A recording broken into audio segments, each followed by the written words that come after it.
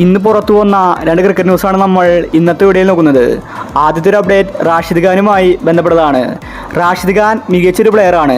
പക്ഷേ റാഷിദ് ഖാൻ ജനിച്ചത് അഫ്ഗാനിസ്ഥാനിലായി പോയി. ഇന്ത്യയിലാണെങ്കിൽ റാഷിദ് ഖാൻ ഇപ്പോൾ ഒരു ഇതിഹാസമായി മാറിയേനെ. അഫ്ഗാനിസ്ഥാൻ ക്രിക്കറ്റിന് വലിയ പണിയാണ് കിട്ടാൻ പോകുന്നത്. അഫ്ഗാൻ ഭരിക്കുന്ന താലിബാൻ ക്രിക്കറ്റ് നിരോധിക്കാൻ പോവുകയാണ്. നേരത്തെ വുമൺസ് ക്രിക്കറ്റ് താലിബാൻ നിരോധിച്ചിരുന്നു. ഇതിനുശേഷം വുമൺസ് കളിക്കാരെ മറ്റു രാജ്യത്തെ ടീമിലേക്ക് ചേക്കേറി. ഇപ്പോഴിതാ മെൻസ് ടീമിനും അതേ അവസ്ഥ വന്നിരിക്കുകയാണ്. താലിബാൻ അഫ്ഗാനിസ്ഥാൻ ക്രിക്കറ്റ് നിരോധിക്കുമെന്ന റിപ്പോർട്ടാണ് വന്നിരിക്കുന്നത്. ക്രിക്കറ്റ് കളിക്കുന്നത് തെറ്റാണെന്നാണ് അവരുടെ വാദം. അതുകൊണ്ടാണ് അഫ്ഗാനിസ്ഥാൻ ക്രിക്കറ്റ് നിരോധിക്കുന്നത്. ഇങ്ങനെ വരുമ്പോൾ റാഷിദ് ഖാനാണ് പണി കിട്ടുന്നത്. കാരണം റാഷിദ്, നബി അടങ്ങുന്ന മികച്ച താരങ്ങൾ അഫ്ഗാനിസ്ഥാനുണ്ട്. റാഷിദ് കൂടുതലും ഇന്ത്യൻ ടീമിലേക്ക് ചേക്കേറാൻ സാധ്യതയുണ്ട്.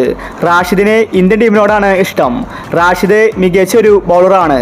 അതുകൊണ്ട് ഇന്ത്യൻ ടീം ചിലപ്പോൾ റാഷിദ് ഖാനെ എടുത്തേക്കും. അടുത്തൊരു അപ്ഡേറ്റ് സഞ്ജു സാംസണുമായി ബന്ധപ്പെട്ടതാണ്. സഞ്ജു ഇന്ത്യൻ ടീമിൽ സ്ഥിരസാന്നിധ്യമായി മാറാറില്ല.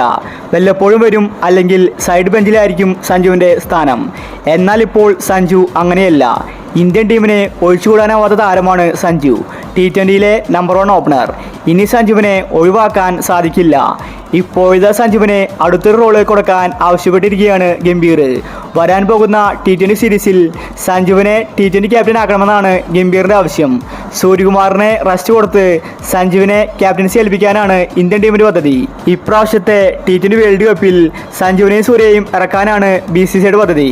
രണ്ടുപേർക്കും ക്യാപ്റ്റൻസി കൊടുത്ത് ആർക്കെങ്കിലും പരിക്ക് പറ്റിയാൽ രണ്ട് താരങ്ങളെ മാറ്റി പരീക്ഷിക്കും.